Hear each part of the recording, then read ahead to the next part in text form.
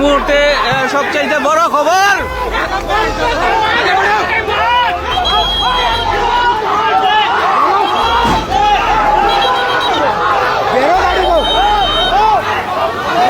দেখতে পাচ্ছেন উত্তেজনা সারা কৈলাসহর জুড়ে।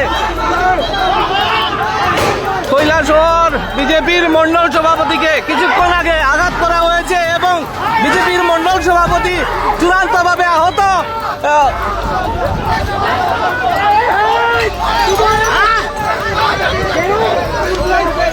বিজেপির মন্ডল সভাপতি প্রীতম ঘোষ কিছুক্ষণ আগে আহত এবং এখন পর্যন্ত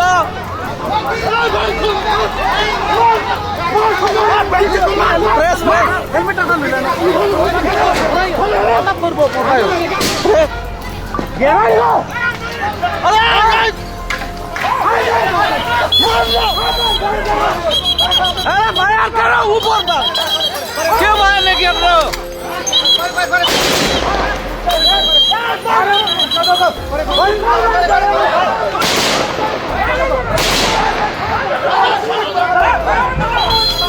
চলো এখন পর্যন্ত আমরা রয়েছি, দেখুন আপনারা 4 রাউন্ড গুলি চলেছে এখন পর্যন্ত আপনারা দেখতে পাচ্ছেন চূড়ান্ত উত্তেজনা এখানে রয়েছে।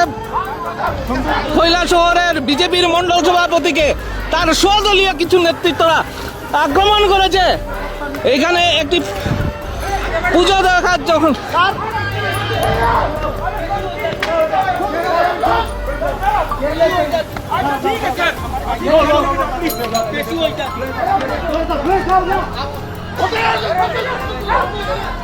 একমাত্র দেখছেন কৈলাসহর মন্ডল সভাপতিকে আক্রমণ করেছে কিছু দুষ্কৃতিকারীরা।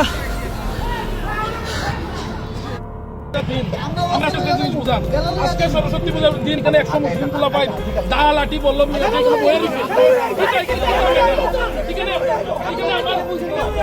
কলোনিতে মানুষ সরস্বতী পূজা করতে পারতো না, কলোনিতে মানুষ সরস্বতী পূজা করতে পারতো না আমার পূজা। এটা কৈলাসহর তো কইলা হেরা বাইরে যেতে পারবো দিকে, হেরা এই দিক থেকে বাইরে যেতে পারবো না। এটা কৈলাসহর তো হেরা বাস্তানে একটা তো হেরা বাইরে যেতে পারবো না। আরে আমরা তো মাইর খাইছি, আমরা তো মাইর খাইছি,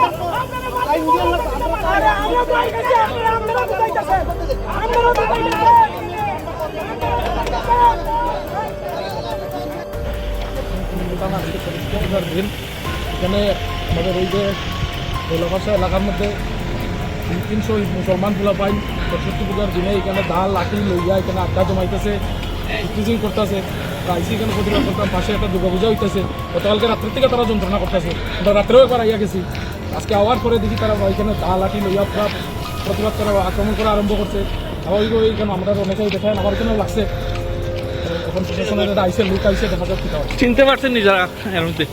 হ্যাঁ, এরা নামদাম তো চিনি, এরা তো চিনি দিব কমপ্লেন তো হইব। নামদাম সহ সব প্রত্যেকটারই চিন্তা রাখা হয়েছে, কারণে ছাড়া হইতো না। অনেকে কইতাছেন আপনারা যুব মোর্চার সভাপতি নাকি এখানে জড়িত? দেখা যাক না কে বাইরে আছে তো ফুটেজের মধ্যে সবকিছু আছে, সবার নাম আছে, কারণে ছাড়িয়া কথা বলা যাইতো না।